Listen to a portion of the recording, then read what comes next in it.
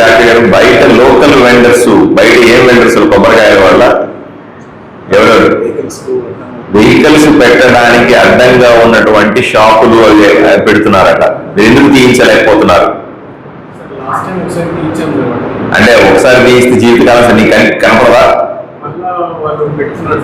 మీకు కనిపిస్తుందా కనిపించదా? కనిపిస్తుంటే ఏం చేస్తున్నారు? ఎవరు తీసుకోవాలండి? డాక్టర్ గారు తీసుకోవాలన్నా, మున్సిపాలిటీ వాళ్ళు తీసుకోవాలన్నా? ఫార్వర్డ్ కాదు, దగ్గర ఉండి అది చేసి నాకు అప్డేట్ చేయండి. ఊరికే ఫార్వర్డ్ చేస్తారని వాళ్ళకి చెప్తారంటే మీరేం పని చేస్తారని కదా. మరి మున్సిపాలిటీ కూర్చున్నారు కదా, బాధ్యత తీసుకోవాలిగా.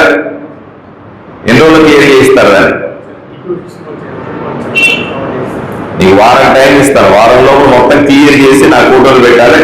ఎప్పటికప్పుడు అప్పుడు ఇదే దారిలో తిరుగుతూ ఉంటాం అందరూ కూడా. సీరియస్గా తీసుకోవాలి. నాకు మీరు అప్డేట్ చేయాలి, పని అయిందా లేదా నాకు అప్డేట్ చేయాలి. నెక్స్ట్ ఇంకేమైనా ఇష్యూస్ ఉన్నాయా? ఇంకేమైనా ఇష్యూస్ ఉన్నాయా డాక్టర్లు దగ్గర నుంచి? నర్సింగ్ స్టాఫ్ మహేష్, ఈ ఫీడ్బ్యాక్ తో నేను డెఫినెట్ గా పనిచేస్తాను. ఈ సమస్యను పూర్తిగా పరిష్కరిస్తాను. దీన్ని కూడా అప్డేట్ చేస్తాను. ఈ నెంబర్ తీసుకోండి. మీరు ఎన్నిసార్లు పర్యటిస్తారు? వచ్చిపోతే ఏం లాభం, ఆపలేకపోయారు కదా. మిమ్మల్ని అందరినీ నమ్మి నేను అడ్మినిస్ట్రేషన్ వదిలిపెడితే కదా తప్పు కదా. అంటే ఎంత అన్యాయం చూడు అసలు. ఇక్కడి నుంచి కేసులు బయట తీసుకెళ్ళి చేస్తున్నారంటే ఎంత అవమానం అమ్మా.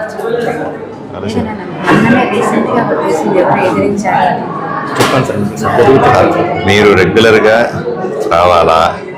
నేను ఎట్లా అడుగుతున్నాను అలా అడగాల. సేమ్ టైం ఆ ఏజెంట్లను పట్టుకోవాలి, ఎవరిన దొంగలు ఉంటే పట్టుకోవాలి. అంటారమ్మా, కాన్ఫిడెన్స్ క్రియేట్ చేయాలి. అర్థమైనా? ప్రజల్లో కాన్ఫిడెన్స్ ఇవ్వాలి కదా. ఇక్కడి నుంచి కేసులు బయట చేస్తున్నారంటే ఎంత అవమానకరంగా ఉంటుంది చెప్పండి. ఇంత చేసి ఇంత కష్టపడి ఇంతమంది డాక్టర్లు పెట్టుకొని మన డాక్టర్లు అలా చేయరు. కానీ దొంగలు మధ్యలో దళారులు ఉంటారు కదా, బాగా చేయాలి. చేస్తే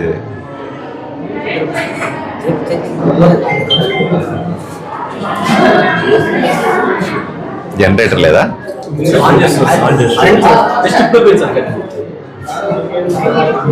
జనరేటర్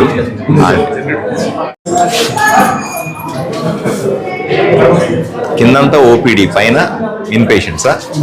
మధ్య ఫ్లోర్ లో వచ్చేసి పీడియాట్రిక్ ఉంది సార్. తర్వాత టాప్ లో ఫ్యామిలీ ప్లానింగ్ ఉంది సార్, ఆఫీస్ ఉంది సార్. బార్న్ బేబీ చిన్నప్పుడు దానికి సంబంధించిన మధ్యలో వచ్చేసి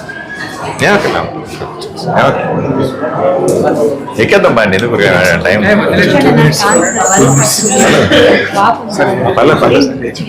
ఇది నేను మొన్న ఎమ్మెల్యే గేమ్స్ ఆడుతున్నప్పుడు కబడ్డీ ఆడుతుంటే ఫ్రాక్చర్ అయింది. న్యూట్రిషన్ చెప్పచ్చు కదా.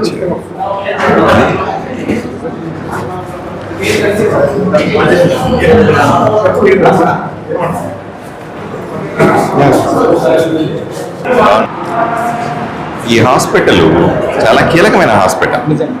ఈ 3 నియోజకవర్గాల నుంచి కూడా జనాలు ఇక్కడికి వస్తారు. ముఖ్యంగా మంత్రాలయం నియోజకవర్గం మొత్తం ఇక్కడే డిపెండ్ అయ్యాం. దీన్ని మనం వాడి కింద అతను చెప్తున్నాడు, కేసులు బయట తీసుకెళ్ళిపోతున్నారండి అని అంటున్నాడు. దీన్ని ఒక్కదాన్ని మన ఎందుకంటే ఇంత డాక్టర్లు, ఇంత బడ్జెట్, ఇంత ఇన్ఫ్రాస్ట్రక్చరు, ఇంత శ్రద్ధ, కాలు దగ్గర పైకి వచ్చి మీటింగ్ చేసే శ్రద్ధ, ఇంత ఏం వేస్ట్ అయిపోయినట్టే కదా. ఇక్కడ ఆశా వర్కర్లు అయితేనేమి, ఇక్కడ స్టాఫ్ అయితేనేమి కొంత కమిట్మెంట్స్ ఉంటాయి. ఎవరయ్యా ఆయన?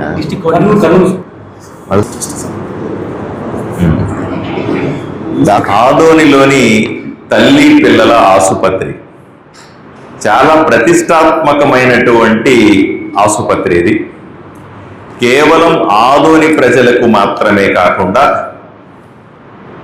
చుట్టూ ఉన్నటువంటి నియోజకవర్గాలకి, మంత్రాలయమైనా, పత్తికొండ అయినా, ఎమ్మిగనూరైనా, అటువైపున కర్ణాటక బార్డర్లో ఉన్న విలేజెస్ వరకు కూడా ఎక్కువ మంది ప్రజలు దీని మీద ఆధారపడి ఉంటారు. దీంట్లో మీకు ఆశ్చర్యం కలుగుతుంది. ఇది పెట్టినప్పటి నుంచి కూడా ఏ సంవత్సరంలో పెట్టారండి? ఇయర్స్ సార్, కానీ 40 years బ్యాక్ కన్స్ట్రక్షన్ కూడా జరుగుతూ వస్తుంది. ఈ హాస్పిటల్ ఎప్పుడు ఎస్టాబ్లిష్ చేశారు అంటే నాకు తెలిసి ఇట్ ఈస్ అరౌండ్ 2018లో 17లోనే ఉండాలి. ఇప్పుడండి సబ్జెక్ట్ కరెక్షన్ ఏదైనప్పటికీ కూడా 2000 ఈ తల్లి పిల్లల ఆసుపత్రికి సంబంధించిన 50 పడకల ఆసుపత్రి మీరేనే 50 పడకల ఆసుపత్రి 50 పడకల ఆసుపత్రి అయినప్పటికీ కూడా 75 బెడ్లు వేసి ఉన్నారు. అంటే 50 బెడ్లు వరకే వేసుకోవాల్సిన పర్మిషన్ ఉన్నటువంటి ఈ హాస్పిటల్లో పబ్లిక్ డిమాండ్ ఎక్కువగా ఉండడం వల్ల 75 బెడ్లు ఏదో రకంగా సర్దున్నాయి. కానీ మీరు ఆశ్చర్యం ఏంటంటే ఎప్పుడు చూసినా 100 మంది అడ్మిషన్లో ఉంటారు. ఎలా సాధ్యం ఆలోచన చేయండి. ప్రభుత్వ అనుమతి 50 పడకలకు ఉంది. 75 పడకలు మనం అనఫిషియల్గా ఇంకో 25 వేసుకొని ప్రజల అవసరాల దృష్టిలో పెట్టుకొని నడుపుతా ఉన్నాం. కానీ ఎప్పుడు అడ్మిషన్లు వచ్చినా 100కు తగ్గకుండా అడ్మిషన్లు ఉన్నాయి. అంటే ఒక బెడ్ మీద 2 పడుకుంటారా, లేదా కింద పడుకోబెట్టి చేయాలా, ఇట్లాంటి ఇబ్బందులు ఇక్కడ చాలా ఉన్నాయి. ఇక ఇక్కడ జరుగుతున్న చికిత్సలు నేను ప్రత్యేకంగా మా డాక్టర్లని, సూపరింటెండెంట్ గారిని, ఇక్కడ పనిచేస్తున్న నర్సింగ్ స్టాఫ్ని, మిగతా ఆయాల్ని, వీళ్ళందరినీ కూడా ప్రత్యేకంగా అభినందిస్తా ఉన్నా. ఎందుకంటే రోజు ఇక్కడ 200 నుంచి 250 మంది పేషెంట్లు వస్తూ ఉంటారు. గత సంవత్సరం మనము 4289 డెలివరీలు ఈ హాస్పిటల్లో చేశాం. దాంట్లో 1360 సిజేరియన్లు చేశాం. ఇది సంవత్సరానికి అయితే గత నెలలో, పోయిన నెలలో 401 డెలివరీలు చేశాం మనం. కానీ మనకు చెప్పింది మాత్రం మీరు 100 డెలివరీలు చేయాలా అనే లక్ష్యాన్ని నిర్దేశించుకుంటే 4 రెట్లు చేసినటువంటి ఘనత ఈ హాస్పిటల్ది. డాక్టర్లకు ప్రత్యేకంగా, స్టాఫ్కు ప్రత్యేకంగా ధన్యవాదాలు చెప్పాలా. ఎందుకంటే 4 రెట్లు అధికంగా పనిచేస్తారు. ఒక డాక్టర్కి ఒక జీతం ఇస్తారు, 4 రెట్లు పనిచేయాలంటే 4 జీతాలు ఇస్తారా? ఒక నర్సింగ్ స్టాఫ్కి ఒక జీతం వస్తుంది, 4 రెట్లు పని చేయాలంటే 4 జీతాలు రావు కదా. ప్రజలు కూడా అర్థం చేసుకోవాలి వాళ్ళు ఎంత కష్టపడుతున్నారని, వాళ్ళ మీద గౌరవాన్ని పెంచుకోవాలి. అదేవిధంగా గత నెలలో సిజేరియన్లే 130 సిజేరియన్లు చేశారు. ఎంత వర్క్ ఉంటుందో ఒకసారి ఆలోచన చేయండి. అయినప్పటికీ కూడా ఇక్కడ 50 పడకల ఆసుపత్రి కోసం 12 మంది డాక్టర్లే ఉన్నారు. ఎంతున్నారండి? 15 మంది డాక్టర్లు ఉన్నారండి. దాంట్లో అదనంగా 6 ఖాళీలు ఉన్నాయి అని చెప్తా ఉన్నారు. ముందే పని ఒత్తిడి, డాక్టర్లు లేరు, ఇంకా పెంచితే కూడా కష్టంగా. దీన్ని పదే నేను ప్రభుత్వం దృష్టికి తీసుకెళ్లాల్సిన అవసరం ఉంది. అలాగే నర్సింగ్ స్టాఫ్ లో కూడా 12 మందే ఉన్నారు. వాళ్ళల్లో 2 ట్రైనింగ్కి వెళ్ళారు. ఇంకో 10 మంది అయితే తప్ప దీంట్లో ఫలితాలు రావు అని చెప్తా ఉన్నారు. దీన్ని మనం సీరియస్గా చూడాల్సిన అంశం ఉంది. దీనికి డిస్ట్రిక్ట్ కోఆర్డినేటర్ డాక్టర్ జఫీరుల్లా గారు, ఈ అన్ని హాస్పిటల్స్ ని పర్యవేక్షించేటువంటి అధికారి ఏం సమాధానం చెప్తారో చూద్దాం. మరి కలపండి.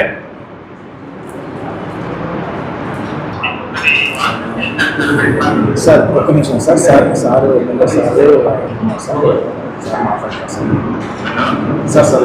ఒకసారి మాట్లాడతాం సార్.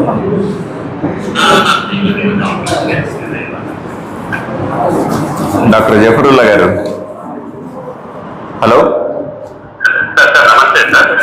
బాగున్నారా? ఈ ఎంసీహెచ్కి సంబంధించినటువంటి డెవలప్మెంట్ కమిటీ మీటింగ్ అండి. ఓకే, ఇక్కడ మీకు తెలుసు లోడ్ విపరీతంగా ఉంది. 50 బెడ్లకి మనం ఫంక్షనల్ బెడ్స్ 75 ఉన్నాయి. యావరేజ్ అడ్మిషన్లు ఎప్పుడు చూసినా 100 ఉంటున్నాయి. డాక్టర్లు తీవ్రమైన కొరత ఉంది. 15 మందే ఉన్నారు. 6 వేకెన్సీలు ఉన్నాయి. ఎందుకు వెయ్యరు?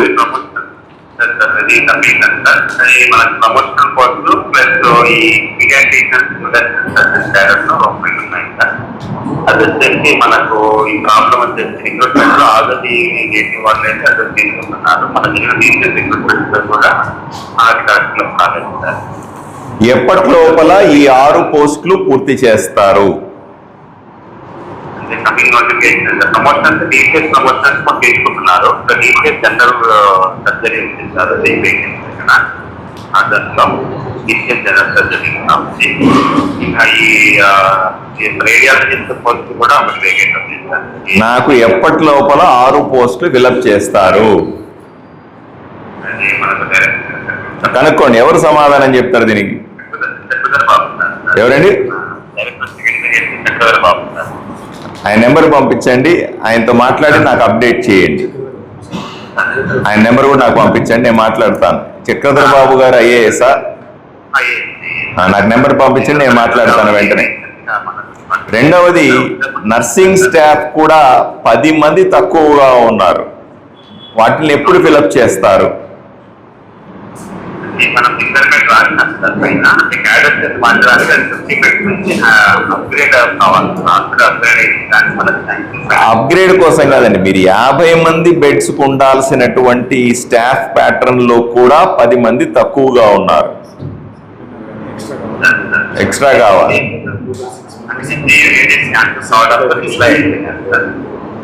ఇంకా మనకున్న రెగ్యులర్ వేకెన్సీ 12 ఉన్నారు సార్. 12 ఉన్నారు సార్. కానీ మనకి ఎస్టీయూలో మనకి ఇంత ముందు అడిషనల్ గా ఎలక్షన్ ద్వారా అలాగే మనము 2 కోట్ల రూపాయల 2,58,00,000 రూపాయలకు తగ్గట్టుగా రోడ్డు కానీ, డ్రైన్ కానీ, సంపు కానీ, పేషెంట్ అటెండెంట్ షెడ్ కానీ, అలాగే పార్కింగ్ షెడ్ కానీ, సెక్యూరిటీ రూమ్ కానీ, ఈ ఎలక్ట్రికల్ వర్క్స్ కి సంబంధించిన శాంక్షన్ కోసం పెట్టి ఉన్నారు. అవి పైకి పంపించినారా? ఎవరి దగ్గర ఉంది ఆ ఫైలు? పంపించాము. మళ్ళీ కలెక్టర్ గారికి కలెక్టర్ కాన్ఫరెన్స్ లో కూడా ఓన్లీ దానికి 2.5 crores requirement full work complete అయ్యాయని చెప్పాను సార్. మీరు వెంటనే నేను చక్రధరి గారికి మాట్లాడతాను, కలెక్టర్ గారికి కూడా మాట్లాడతాను. మాట్లాడిన తర్వాత మీరు ఫాలో అప్ చేయాలి. నాకు ఇదే పని కాదు కదా, నాకు వేరే పనులు కూడా ఉంటాయి. ఫాలో అప్ చేయాల్సింది మీరు మిగతా చోట్ల ఎలా జరుగుతుందో నాకు అనవసరం. కానీ ఆదోనికి మాత్రం వెంటనే ఈ నర్సింగ్ స్టాఫ్ ని కానీ, డాక్టర్లు కానీ పోస్ట్ చేయడం సీరియస్ గా తీసుకొని ఎప్పటికప్పుడు నాకు అప్డేట్ చేయాలి. మీకు ఏదైనా కష్టం ఉంటే నేను వస్తాను అక్కడికి. నా నెంబర్ మీ దగ్గర ఉందా? రైట్, నాతో టచ్ లో ఉండండి. ఎప్పటికప్పుడు ఏం జరుగుతుందో చూడండి. ప్రతి 3 నెలలకు ఒకసారి చేసేటువంటి రివ్యూ మీటింగ్ లో నెక్స్ట్ టైం కైనా సరే ఈ సమస్యలు ఉండకూడదు. మీరు ప్రతి 3 నెలలకు ఇదే సమస్యలు చెప్తే కూడా ఊరుకోము కదా.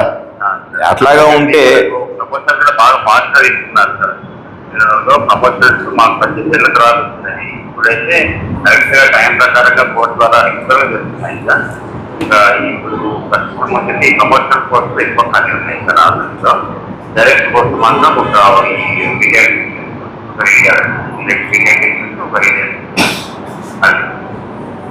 అలాగే దీన్ని ఫాలో అప్ చేసి ఎప్పటికప్పుడు సరి చేయండి. 2.5 crores కూడా కరెక్ట్ గా రాశాను సార్. మేడం కూడా కరెక్ట్ దానికి కరెక్ట్ కాన్ఫరెన్స్ లో మాట్లాడుతున్నాం. అలాగే రైట్.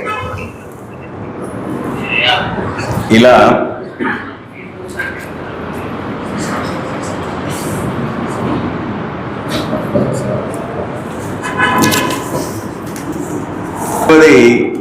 మీరు మనము వస్తున్నప్పుడు మీరు చూశారు, చాలా మంది పేషెంట్స్ ని మనం మాట్లాడినాం.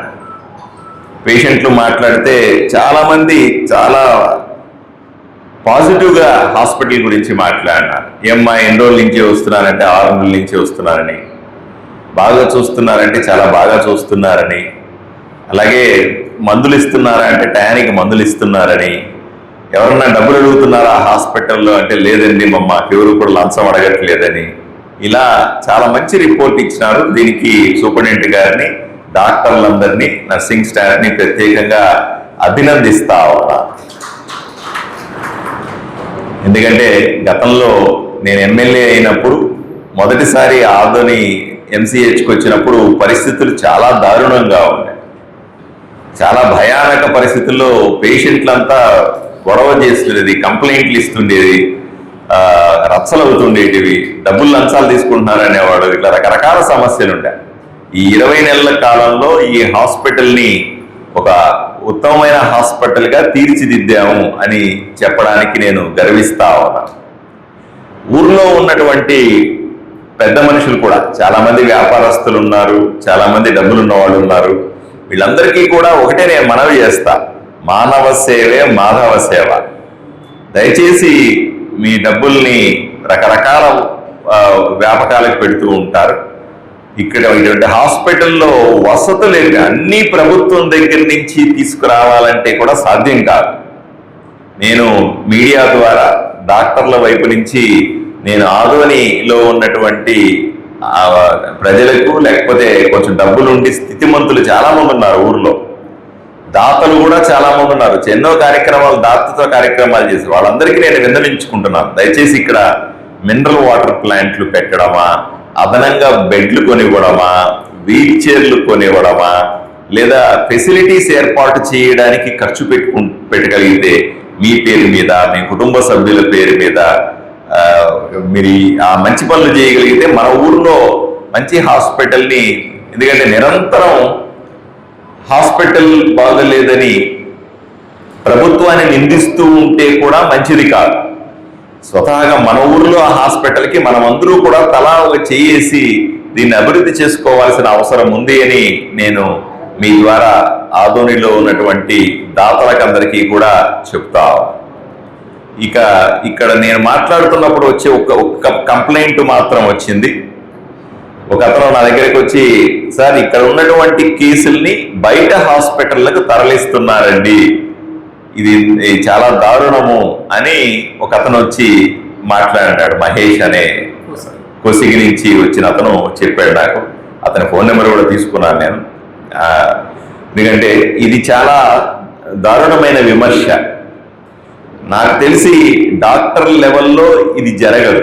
డాక్టర్లు చాలా బిజీ, ఇంతమంది పేషెంట్లని ట్రీట్ చేస్తున్నప్పుడు 4 రెట్లు అదనంగా పనిచేస్తున్నప్పుడు డాక్టర్కి అంత టైం లేదు, తీరిక లేదు, వాళ్ళు సాటిస్ఫై చేయడానికి సరిపోతుంది.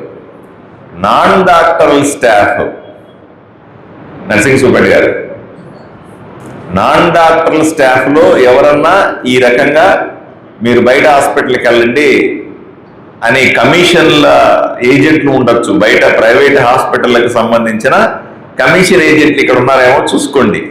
ఇది చాలా సీరియస్ అంశం. రెండోది, వచ్చేటువంటి ఆశా వర్కర్లు, ఆశా ఎంప్లాయీస్కి సంబంధించినటువంటి వాళ్ళలో ఏమైనా తేడాలు ఉన్నాయా, ఇక్కడ కాదు బయట అయితే బెటర్ అనే అట్లేమన్నా వాళ్ళు మాట్లాడుతున్నారా అనే విషయాన్ని కూడా అంచనా వేయాలి. దీన్ని వెంటనే ఆపాల. మన మీద ఎవరైనా ఒక విమర్శ చేసినప్పుడు దాన్ని పాజిటివ్గా తీసుకొని, ఏమ్మా వినబడుతుందా, పాజిటివ్గా తీసుకొని దాన్ని సద్విమర్శగా భావించి దానిని పూర్తిగా నిర్మూలించి చూపెట్టాల్సిన అవసరం. మన దగ్గర అడ్మిషన్ కోసం వస్తే బయటికి పంపించకూడదు. లోడ్ ఎక్కువ, 4 రెట్లు ఎక్కువ పని చేస్తా ఉన్నాం, అయినప్పటికీ కూడా వీలైనంత వరకు అకామిడేట్ చేయడానికి ప్రయత్నం చేయండి. ఇప్పుడు 100 మందిని అకామిడేట్ చేస్తున్నారు, బాగానే ఉంది, కానీ సరిపోకపోతే ఎలా చేయాలో మళ్ళీ నేను కూడా పై ఆఫీసర్లతో మాట్లాడతాను.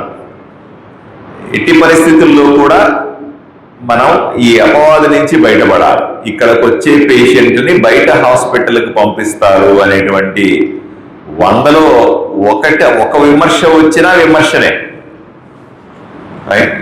పోనీ అతను వచ్చి చెప్పిన వాడు నాకు తెలిసిన వ్యక్తి కాదు, లేకపోతే ఎవరో జనరల్గా రొటీన్గా వచ్చిన వ్యక్తి. కాబట్టి మనము ఆ విమర్శని పాజిటివ్గానే తీసుకోవాలి. దాని మీద వర్క్ చేయాల్సిందిగా సూపరింటెండెంట్ గారికి, మీ వార్డుల్లో ఉన్నటువంటి స్టాఫ్ మీద, ఆయాల మీదకైనా ఇంకోటి మీదైనా సరే ప్రత్యేకంగా మీరు కూడా దృష్టి పెట్టాలని డాక్టర్లు కూడా సీరియస్గా తీసుకోవాలి. అట్లాంటి ఏమైనా జరుగుతూ ఉంటే ఏమాత్రం ఉపేక్షించడానికి వీల్లేదు. అలాగే నర్సింగ్ సూపరింటెండెంట్ గారు కానీ, నర్సింగ్ నా ఇన్ఛార్జ్ కానీ, ఈ సెక్యూరిటీ వాళ్ళు కానీ, లేదా ఆయాలు కానీ, లేదా ఇంకెవరన్నా సరే ఇటువంటి పని చేస్తూ ఉంటే ఒక కన్నేసి ఉంచాలమ్మా. అట్లా ఏదైనా జరుగుతుంటే సూపరింటెండెంట్ దృష్టికి తీసుకెళ్ళండి. మీకేదైనా రాజకీయ పరమైన ఒత్తిళ్ళు వస్తే నాకు చెప్పండి, నేను చూసుకుంటాను. మేము ఆ పార్టీ ఈ పార్టీ, మా వాడు మీ వాడు అంటే నేను తోలు తీసేస్తాను ఎవడన్నా సరే. ఇది హాస్పిటల్ అంటే ఒక దేవాలయం లాగా. ఇక్కడ అట్లాంటి రాజకీయాలు పనికిరావు, గ్రూపులు పనికిరావు, కుదరదు. పర్ఫెక్ట్గా ఉండాలి. మీకేమైనా ఇబ్బందులు వచ్చినా, మీ పని చేయడంలో ఎక్కడైనా సమస్యలు వచ్చినా వెంటనే నా దృష్టికి తీసుకురావాల్సిందిగా సూపరింటెండెంట్ గారిని, డాక్టర్లని, నర్సింగ్ సూపరింటెండెంట్కి కూడా చెప్తా ఉన్నాను. మీరు సమస్య చెబితేనే నేను పరిష్కరించగలుగుతా, లేకపోతే పరిష్కరించడం కష్టం అవుతుంది. కాబట్టి ఈ పనులు వెంటనే చేయండి. డాక్టర్ జఫరుల్లా గారు ఆయన్ని కానీ, ఐఏఎస్ ఆఫీస్ సెక్రటరీ గారిని కానీ నేను ఫాలోఅప్ చేసుకుంటాను. దాన్ని నాకు ఎప్పటికప్పుడు అప్డేట్ చేయండి.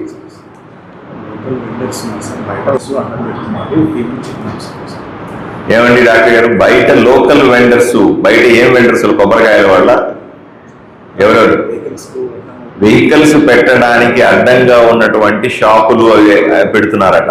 మీరు ఎందుకు తీయించలేకపోతున్నారు? అంటే ఒకసారి తీయిస్తే జీవితకాలం నీకు కనపడదా? మీకు కనిపిస్తుందా, కనిపించదా? కనిపిస్తుంటే ఏం చేస్తున్నారు? ఎవరు తీసుకోవాలండి? డాక్టర్ గారు తీసుకోవాలనా, మున్సిపాలిటీ వాళ్ళు తీసుకోవాలనా? ఫార్వర్డ్ కాదు, దగ్గరుండి అది చేసి నాకు అప్డేట్ చేయండి.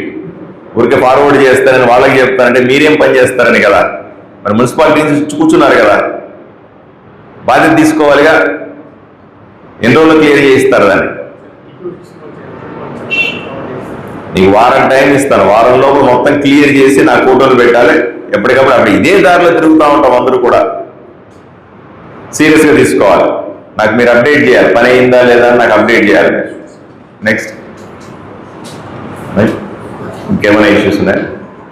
ఇంకేమైనా ఇష్యూస్ ఉన్నాయా డాక్టర్ల దగ్గర నుంచి, నర్సింగ్ స్టాఫ్ దగ్గర నుంచి? అమ్మా మీ ముందు మాట్లాడినారు కదమ్మా, ఫాలోఅప్ చేస్తాము. వారం 10 రోజుల్లో చాలా సీరియస్గా తీసుకుంటామమ్మా ఈ అంశాన్ని. ఓకే,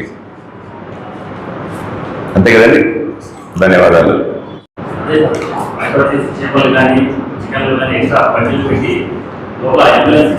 మీరెందుకు మున్సిపాలిటీ వాళ్ళ దగ్గరికి పోయి మైకులు పెట్టి అడగరు? ఇక్కడ అడుగుతున్నారు కదా, ఎందుకు ఇలా చేయట్లేదు, ఎందుకు అడగట్లేదు? బాధ్యత మీకు కూడా ఉంది కదా. విషయం తెలిసినప్పుడు ఆ సంబంధిత అధికారి దగ్గరికి పోయి ఎప్పుడు చేయిస్తావు అని గట్టిగా అడగలేరా? అడగకపోయి వాళ్ళు పని చేయకపోతే నా దగ్గరికి నాకు చెప్పండి. పనే నాకు చెప్తే ఎలా మీరు కదా? కన్సర్న్ ఆఫీసర్ దగ్గర గట్టిగా మాట్లాడాలి మీరందరూ కూడా. ఆ పౌరులకి హక్కులు ఉన్నాయి కదా, మీకు స్వేచ్ఛ ఇచ్చారు కదా. మీడియా వాళ్ళకు కూడా స్వేచ్ఛ ఉంది. మీడియా వాళ్ళకు కూడా ఎవరన్నా ప్రశ్నించే అధికారం ఇచ్చినాను. దయచేసి మీరందరూ కూడా కన్సర్న్ ఆఫీసర్ని గట్టిగా చేసి ఈ ఊరిని బాగు చేయాలి. ఏమన్నా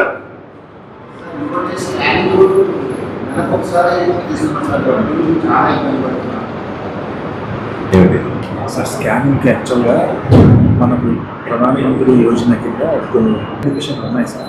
స్టాఫ్ ఉన్నంతలో కూడా 2 days 30 to 40 స్కాన్స్ కాకుండా ప్రధానమంత్రి మాతృత్వ శిశు యోజన రోజు మాత్రం స్పెషల్గా మనకు కంట్రీ అంతా కూడా ఒక స్కాన్స్కి, యాంటీనేటల్ చెకప్స్కి ఎక్కువ మంది స్పెసిఫిక్ దానికోసం ఏ డేట్లో వస్తారు? Every month 9th, 10th sir. ఆ రోజు కొంచెం సూపరింటెండెంట్ ఏమా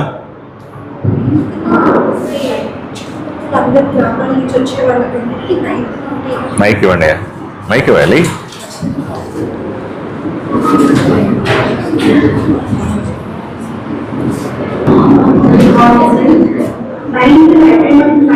PMS ప్రోగ్రామ్ ద్వారా 5 months ఉంటారు. చుట్టుపక్కల వచ్చే గ్రామాలకు అందరికీ ఆమె స్కానింగ్ చేస్తారు. డైలీ మనకు రెగ్యులర్గా వచ్చే ఓపీలో వాళ్ళకి ఏమైనా ప్రాబ్లం ఉంటే వాళ్ళకి స్కాన్ టెస్ట్ చేసినా లేదా మాకు ఏమైనా డౌట్గా ఉన్నా అవి ఓపీ స్కాన్స్ చేస్తారు. ఆ రోజు నైట్గా వచ్చే వాళ్ళు ఒకటేసారి ఫ్లోర్ అంటే 500 మెంబర్స్ దాకా వస్తారు సార్. రోజు మనకు ఆలోచన 2 స్కానింగ్ మిషన్ వేస్తాం. బట్ వచ్చిన ఏ పేషెంట్ వరకు స్కానింగ్ అయితే వెళ్ళాలి సార్. ఆవిడే మాట్లాడాలి. హాస్పిటల్ ఏరియా కూడా పట్టేస్తాం, వర్క్ ఎక్కువ ఉంటుంది సార్.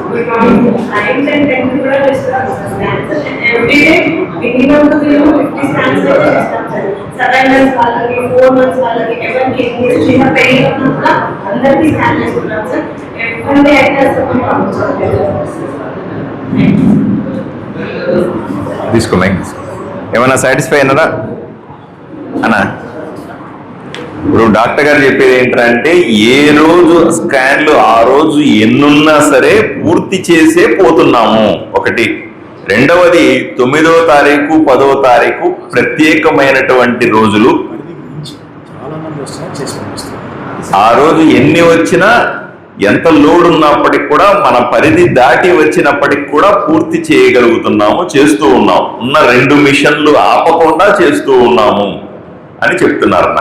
ఓకేనా?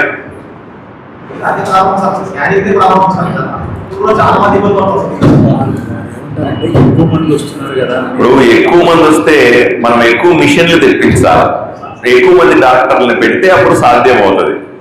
ఉన్న డాక్టర్లకి రోజుకు 50 స్కాన్లే చేయాలనుకోండి, డాక్టర్లు 200 స్కాన్లు చేస్తున్నారు. ఎందుకంటే లోడు విపరీతమైన లోడ్ ఉండడం వల్ల వాళ్ళు మనుషులే కదా, డాక్టర్ ఏమో దేవుడా లేదా 2 చేతులతో 4 చేతులతో చేస్తారా కదా? డాక్టర్కి 4 చేతులు ఉండవు, 2 చేతులే ఉంటాయి. పాపం వాళ్ళు మనుషులే, వాళ్ళు కుటుంబాలు ఉంటాయి, వాళ్ళకి సమయం ఉంటుంది. ఉన్నంతలో 4 రెట్లు ఎక్కువ పని చేస్తా ఉన్నారు. మనం స్టాఫ్ను పెంచాలా, దాన్ని ఇప్పుడు మాట్లాడినాను నేను. అలాగే ఎక్విప్మెంట్ కూడా మాట్లాడతాను. అలా అవసరమైతే ఇంకో 2 స్కాన్లు ఏమైనా పంపిస్తారా అని అడుగుతాను. దీన్ని కూడా మనం రిజాల్వ్ చేద్దాం. మా 2 స్కాన్లు అనగా ఆయన డిమాండ్ పెట్టండి.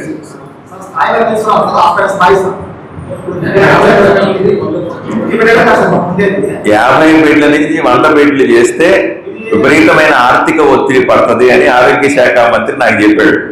సో వాళ్ళు డబ్బులు ఎక్కువ ఖర్చు అయ్యే కార్యక్రమాన్ని సర్దుబాటు చేస్తారా లేదా చూడాల్సి ఉంది.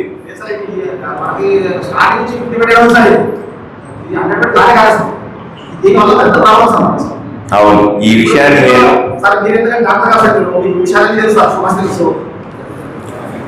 50 బెడ్లని 100 బెడ్లు అన్నదానికి లాస్ట్ టైము మనము ప్రపోజల్స్ పంపిస్తే వెనక్కి పంపించినారు. ప్రస్తుతం ఆర్థిక పరిస్థితుల్లో కొంత సమయం తీసుకుంటాము అని చెప్పి వెనక్కి పంపించినారు. కాబట్టి మళ్ళీ దాని ప్రపోజల్స్ తయారు చేసి పంపిస్తాం.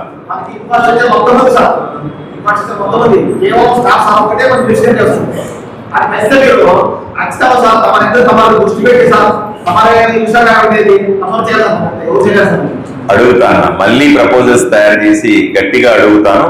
ఎందుకంటే నాకు లాస్ట్ టైము ముఖ్యమంత్రి ఆరోగ్య శాఖ మంత్రి గారిని ఈ విషయాన్ని గట్టిగా అడిగినప్పుడు, సార్ ఈ శాఖని నడపడానికి నానా బాధపడుతున్నాను నేను. గత జగన్మోహన్ రెడ్డి అధికారంలో ఉన్నప్పుడు చేసిన అప్పులు ఇప్పుడు తీర్చుకుంటున్నాం మేము రకరకాల సమస్యలకి. అప్పుడు పెట్టిన బాకీలు ఇప్పుడు చెల్లిస్తా ఉన్నాం. కాబట్టి ప్రస్తుతానికి ఆర్థిక పరమైన అంశాల్లో మేము గట్టిగా నిర్ణయం తీసుకోలేకున్నాము, డబ్బులు తక్కువ ఉన్నాయని చెప్పాడు. నేను మళ్ళీ ఫాలోఅప్ చేసుకుంటాను. వీలైన తొందరగా దీన్ని 100 పడకల ఆసుపత్రికి మీరు కోరినట్టుగా చేసే ప్రయత్నం చేస్తాను.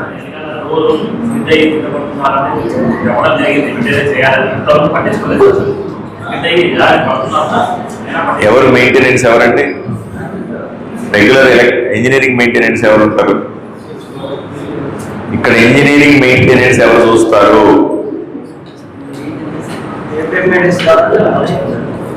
ఆయన అడుగుతున్నాడు, సమాధానం చెప్పండి.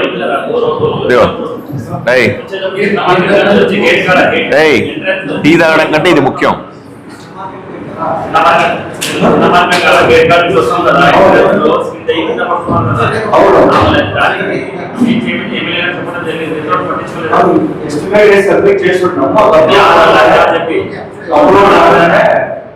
అంటే ఎంత డబ్బులు అవుతాయి దానికి? చిన్న పనే కదా. రోడ్డుతో పాటే చేయాలి సార్, రోడ్డుతో పాటే రైట్ చేసుకొని చేయాలి సార్. అన్నింటికి శాంక్షన్ పెట్టినా ఉన్నామంటే ఎలా కదా? చిన్న చిన్న పనులు కూడా డబ్బులు ఉండవు మీ దగ్గర ఫండ్ లేదా? 25 lakhs ఫండ్ వచ్చినాయి సార్. మరి 25 lakhs వచ్చినాయి, వర్క్ చేస్తున్నాం. ఏం వర్క్ చేస్తున్నారు? మేజర్ వర్క్స్ అన్ని ఇప్పుడు toilets main problems sir, water supply. ఇప్పుడు 25 లక్షల వర్క్స్ ఏమేమి పెట్టినారు? టాయిలెట్స్ జరుగుతున్నాయి సార్, టాయిలెట్స్, వాటర్ లైన్స్, తర్వాత మెయిన్ ఒక డ్రైన్ ఉంది సార్, డ్రైన్ టేకప్ చేసినాం. చాలా ఇబ్బంది ఉంటే డ్రైన్ టేకప్ చేసినాం సార్. ఎమర్జెన్సీ అంశాలు సీరియస్ గా తీసుకోండి. అవి ఆల్రెడీ రన్నింగ్ అది ప్రైవేట్ అంటే మనం చేయిస్తే ఎంతోసారి ఎస్టిమేషన్ ఏంటి దాన్ని మేము దాదాపు చేద్దాం. చిన్న చిన్న పీస్ వర్కుల కింద చేసి దాతల్ని కూడా పిలుద్దామండి.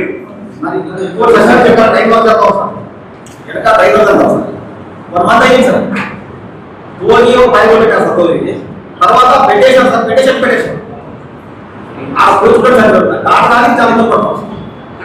అది వెంటనే చేయించా. జారి పడుతున్న దాన్ని సెట్ చేయడానికి ఏమి? సార్ ఆల్రెడీ వర్క్ జరుగుతుంది సార్. వర్క్ జరుగుతుంది, 4 years అయింది. ఎంతవరకు చేసినాము, బెడ్ వేసినాం, సైడ్ వాల్ చేసేస్తే అయిపోయింది.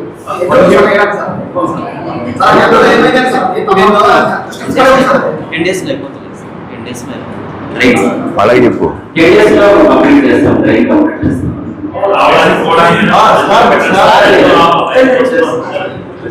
అదైతే చాలా సీరియస్ అంశం. ఎందుకంటే కింద పెట్టడం అనేది మనం కూడా చూస్తున్నాం.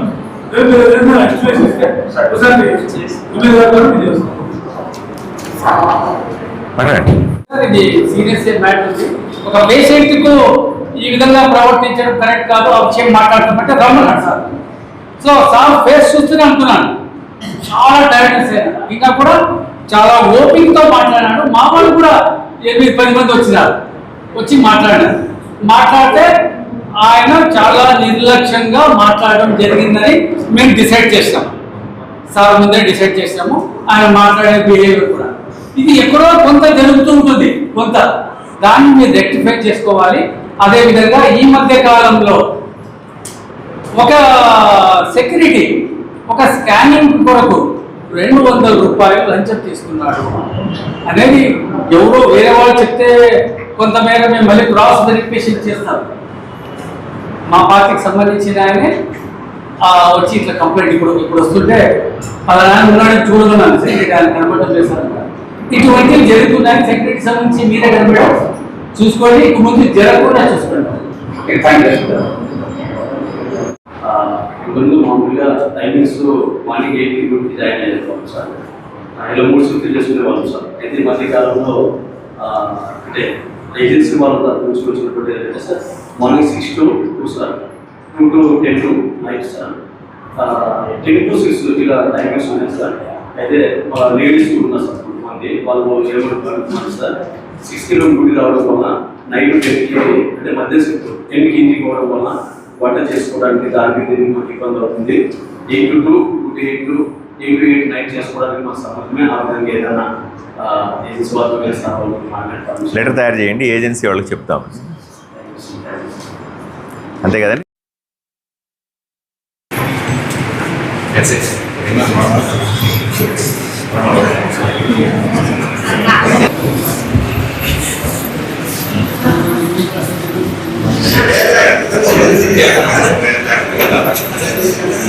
Yeah.